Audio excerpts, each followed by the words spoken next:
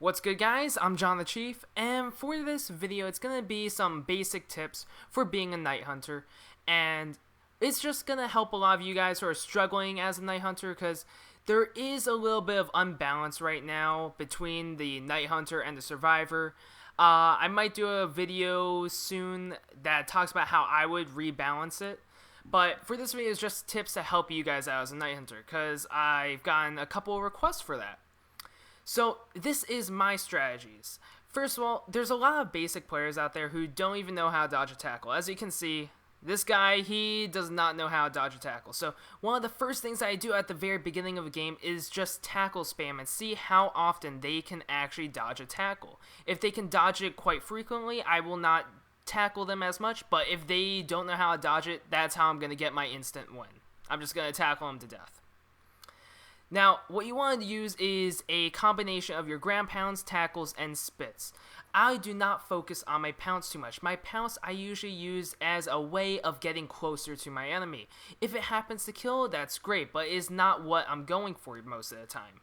Most of the time, I just use it as a way so I can get right in their face, and it's a lot easier to do close combat on them. Typically, I like to use my spits as kind of a support for my maneuvers. Like, if I'm going for a ground pound, I will sometimes spit near their location, so that way, after I ground pound them, they're going to get flustered, and that makes them easier for me to do another ground pound, tackle, or claw them. You also have to be prepared for what happens when you miss your ground pound or tackle. When you miss your ground pound, you're most likely going to die. When you miss it, there's a huge amount of delay between after you missing it and the time when you actually get control of the night hunter again. Within that time frame, most likely they're going to land 3 hits on you and you're going to die. If by some off chance that does not happen, just book it, get away, and get back to a point where you can actually have control of the battlefield again. For when you miss a tackle, what you're going to do is that you're going to be actually launched a few feet in front of where the opponent was when you tried to tackle him. What you're going to do is after that, you're going to hold RT for a ground pound. You're going to initialize a state of defense because most likely they're going to give chase after they dodge your tackle. They're just going to turn around and instantly chase you with their sword.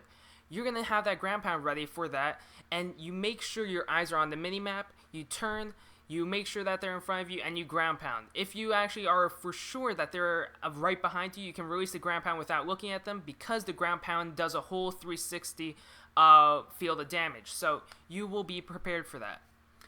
If you are not near them, what you're going to have to do is just cancel it by pressing the crouch button, depending on your console.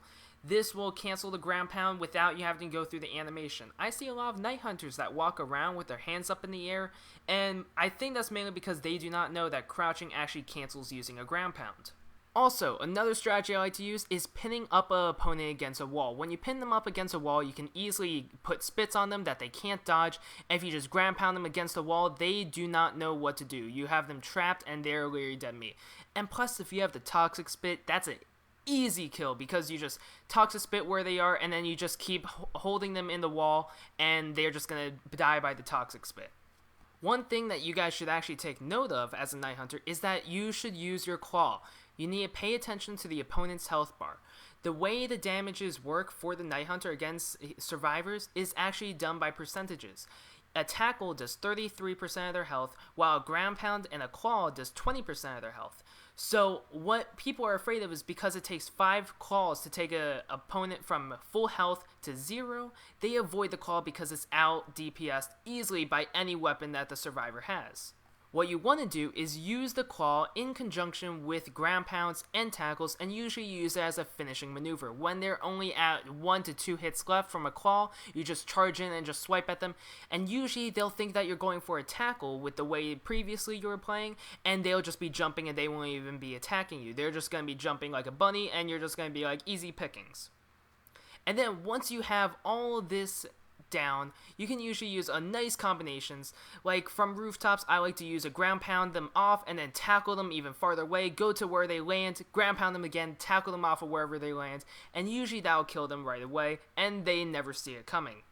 And for my last piece of advice as a close combat kind of night hunter is that what you want to do is you want to claw the opponents to death after you kill them, because what that does is it drains their bleed out time so that way they can actually get the confirmed kill. Now, normally it would take about 30 seconds, but if you call them about 3 to 4 times, that will take that 30 seconds and drop that to 0. So you actually don't have to wait for someone else to revive them or wait the 30 seconds. You can just call them and boom, that's over and done with. This is very helpful for someone who does close combat because you're not using pounces. They will almost always have that bleed out time. And so you want to take advantage of that when you can. So when nobody's near it, just call them to death and boom, you don't need to guard it anymore. Anyways, hope you guys all enjoyed the video and have a great day, guys.